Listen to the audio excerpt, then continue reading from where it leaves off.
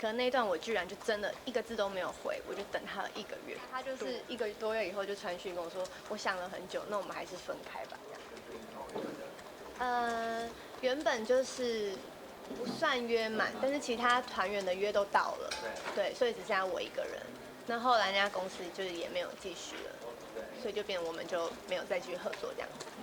现在这个时期的收入跟以前听口那时候，你有算一下差了多少？我没有算差额，因为我是一个很懒的做弄会计。收入要平分吗？以前一定是比较少的，以前我最低到1个月300块，真的很少。发片之后吗？宣传期嘛，然后可能那个月，我记得那个月是刚开始跑宣传还是怎么样，然后工作就只有一个，应该不是宣传的时候，然后就通告费1000多，然后除以5嘛，就一个人300块这样。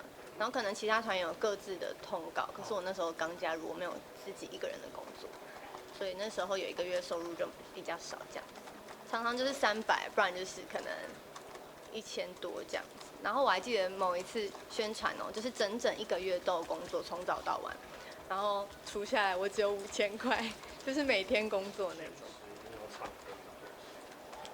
什么原因哦？应该是我阿嬷她年轻的时候想要当歌手，因为我小时候会喜欢唱歌，是因为我小时候跟阿嬷带我阿嬷带我长大的这样子。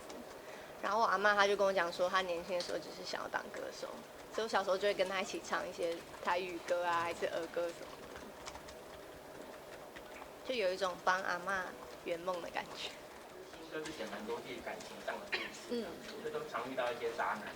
你好像写了其实也不是说是渣男啦，只是说可能就是在一起一定会有没有办法适合的地方这样子，所以最后就是分开。所以2首歌是不同人。